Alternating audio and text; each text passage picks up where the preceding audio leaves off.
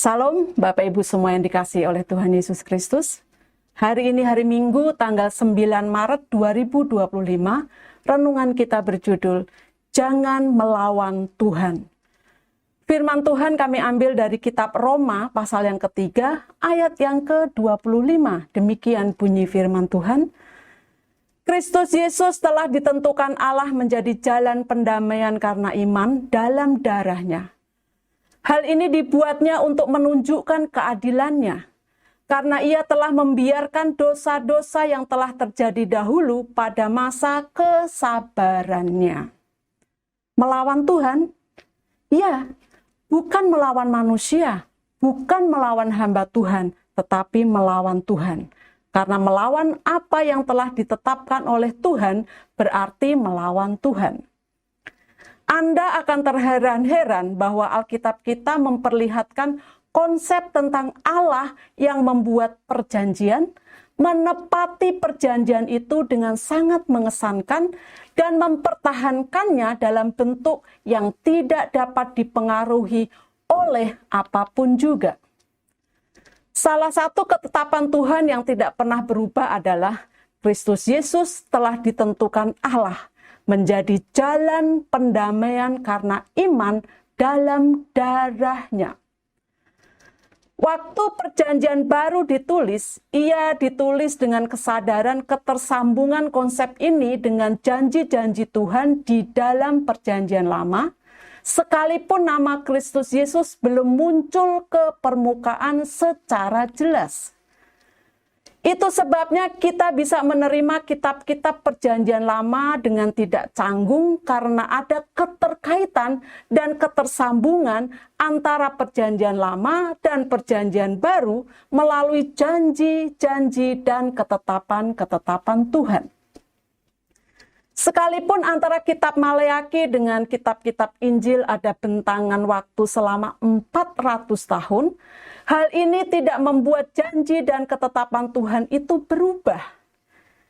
Kita masih bisa melihat ketersambungan antara perjanjian lama dan perjanjian baru itu dengan sempurna. Tuhan telah menetapkan beberapa hal yang tidak akan diubahnya, tidak disesalinya, dan kegenapannya tidak dibiarkannya bergantung pada faktor manusia.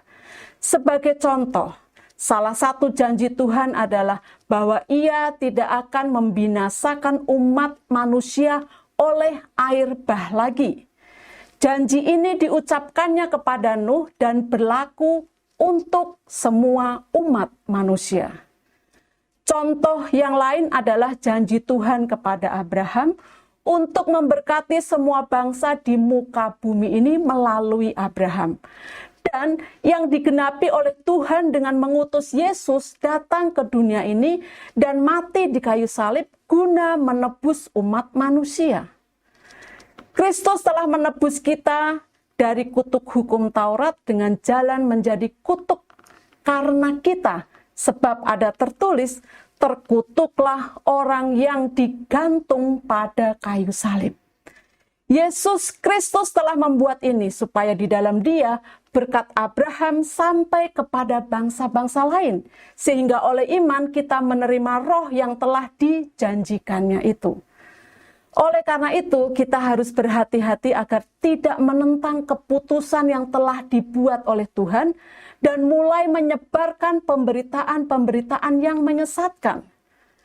Kita tidak boleh mengatakan bahwa Tuhan menghukum manusia dan memberikan kepada mereka tsunami.